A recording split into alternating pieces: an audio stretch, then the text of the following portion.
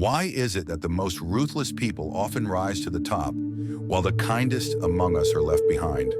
If you've ever felt like your goodness is holding you back, you're not alone, and you're not imagining it. Niccolo Machiavelli, a 16th century political mastermind, exposed this uncomfortable truth centuries ago. But here's the twist. His advice isn't just for tyrants, it's for anyone who wants to stop finishing last in life.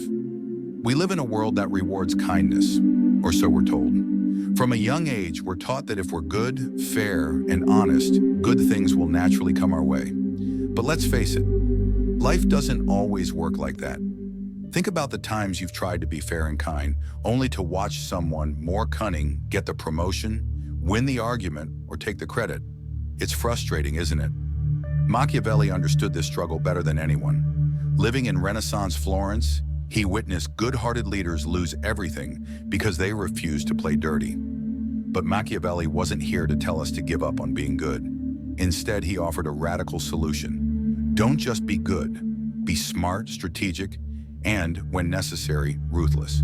His advice boils down to one key idea: adapt to the situation. If you're dealing with honest people, act honestly. But if you're up against cunning individuals, you need to outsmart them. Society loves to romanticize the idea of goodness. We hear stories of the virtuous hero triumphing over evil. But Machiavelli knew these stories were just that, stories.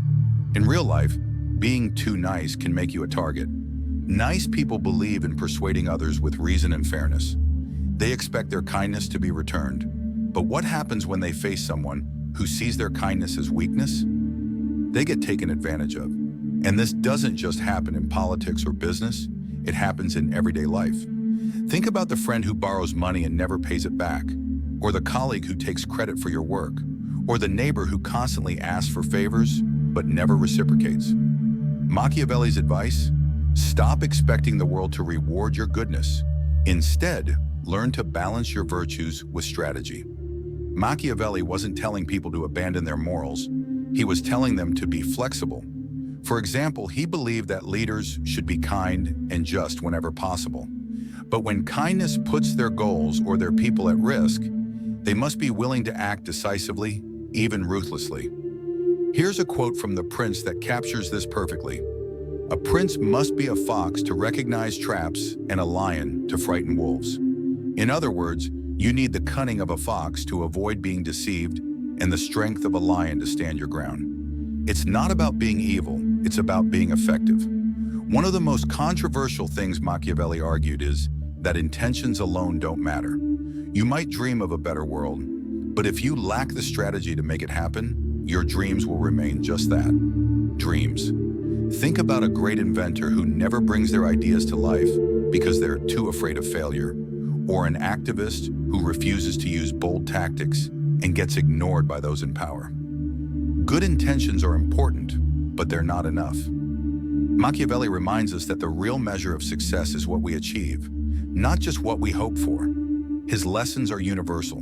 Whether you're negotiating a raise, building a business, or simply trying to be heard, they can help you navigate life's challenges with confidence and clarity.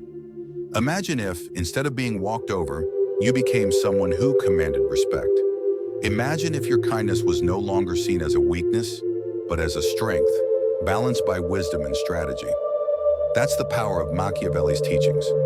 They don't ask you to abandon your values. They teach you how to protect them in a world that doesn't always play fair.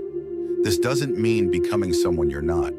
You don't have to lie, cheat, or manipulate. What you need is to understand how others think and act, and adapt your approach accordingly. Machiavelli teaches us that sometimes the only way to protect your integrity is to defend it fiercely.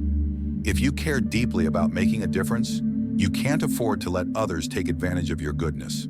For example, when dealing with a dishonest colleague, it's not about stooping to their level, it's about being prepared. Document your work, anticipate their moves, make sure you have allies who can vouch for your efforts. That's the cunning of the fox. And when you need to confront them, do so with the strength of the lion, firm, clear, and unwavering. Remember, Machiavelli's lessons aren't about abandoning goodness. They're about ensuring that goodness isn't silenced. It's about standing up for what you believe in without being naive. Think of it as adding armor to your kindness, protecting it from being exploited while still letting it shine.